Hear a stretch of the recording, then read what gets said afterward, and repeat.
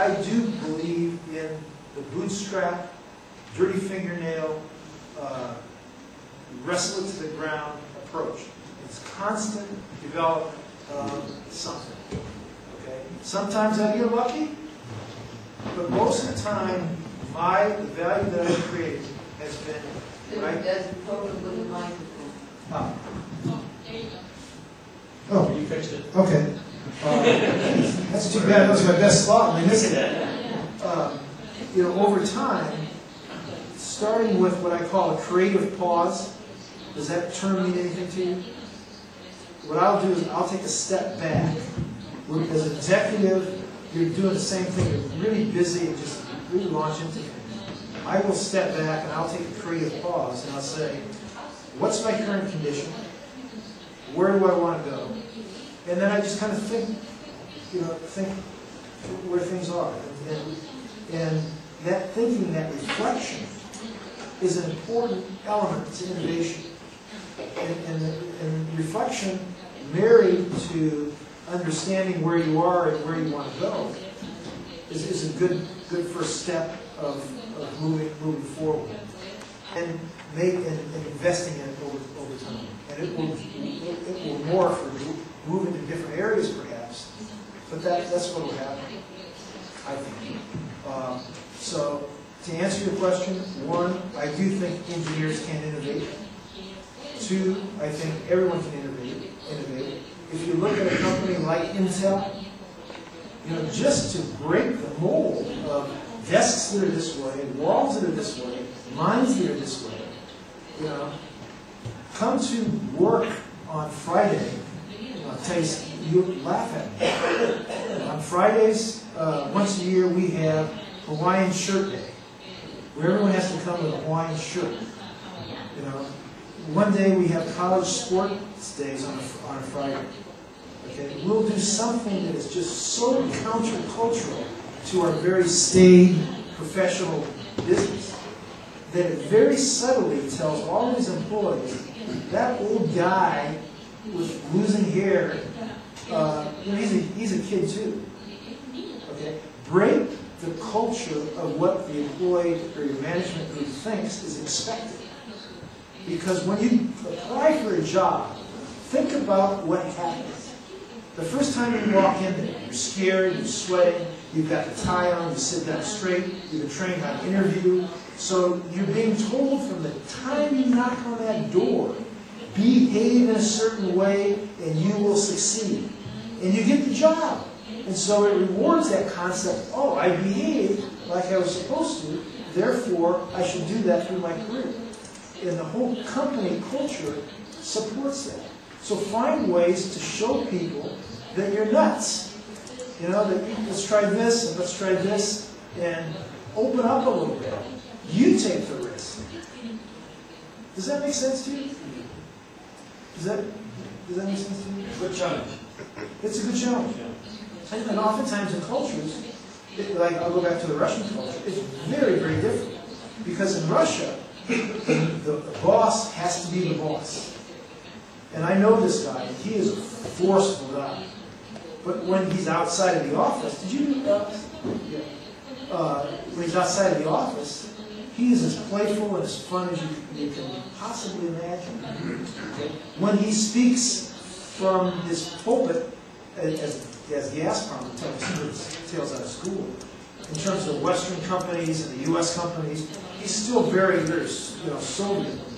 And the reason he's that way is because all of his peers behind him will think he's weak if he doesn't project that out. But when he meets with people, at very senior levels, he's just kind of a normal guy talking about things, and people will scratch his head and say, in fact, one fellow, the CEO of a major energy company, who you all know, said, the guy's a real, and I know both of them really well, he said he's a real difficult person. It wasn't quite the word he used.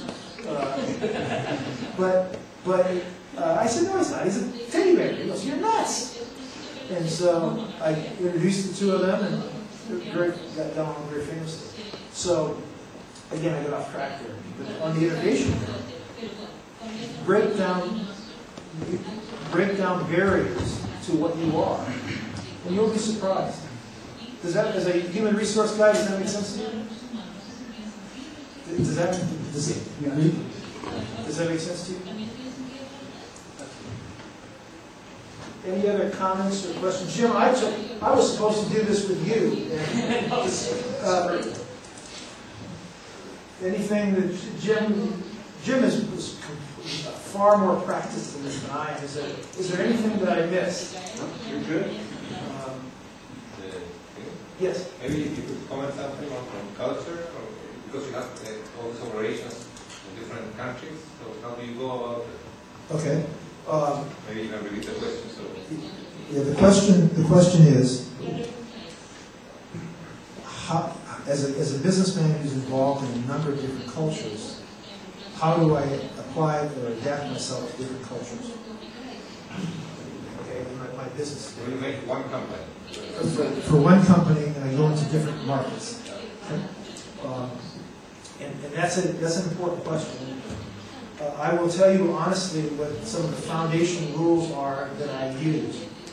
And one is based on a belief that I now have confirmed by doing business in China, South America, Australia, the Philippines, Indonesia, Eastern Europe, Russia, the Middle East, Africa, Gabon, Africa.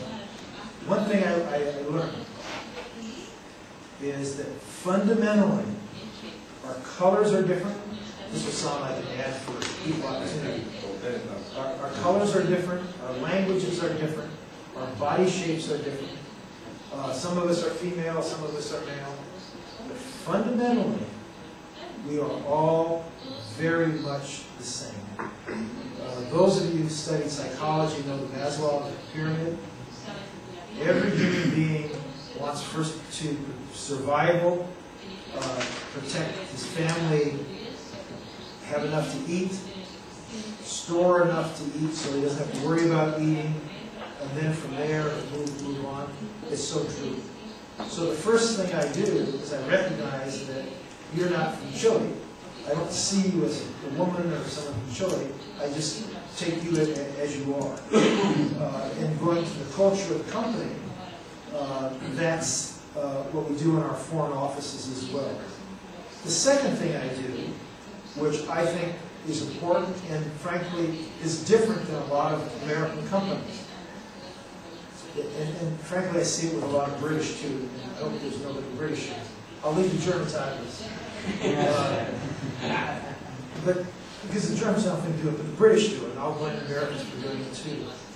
Sometimes when we come to countries, we try and sit down and pretend that we're just like you, and that I really love Chile and everything is great here, and I'm false in the sense that I'm trying to pretend that I'm being too what's the word, Jim? Not plagiarizing, but anyway, I'm trying to it's condescending, it's catering to you, and I'm not you. So I'd rather say that I'm American and different culture, different company, and I don't pretend to be everything that you are.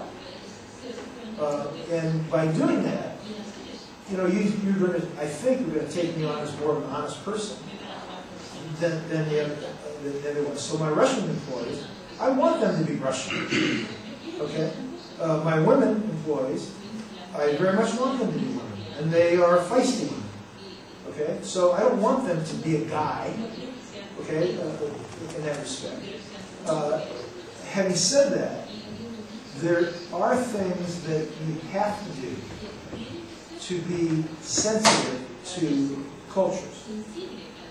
Cultures, for the most part, are very strongly formed primarily by religious traditions, even in countries that are no longer religious. And even those cultures that profess not to be religious, their customs and their practices are born out of those traditions. So if you violate those traditions, It's offensive. We were talking at lunch about toasting, a small thing in Germany, toasting, looking someone in the eye, toasting. In Germany, if you look down, it's an insult. In Russia, when you meet someone, a friend, you hug him, or male, you give him a hug heart to heart. Okay, if you do it this way, he kind of thinks you're odd. Okay, or it just doesn't work. In Russia, if you shake hands under a doorway, okay, it's like a mortal sin. I mean, if you do us, I mean, they're superstitious, and about that, and if you make fun of that superstition, they won't like it. The third thing I'll say is language. Even though I don't speak Russian,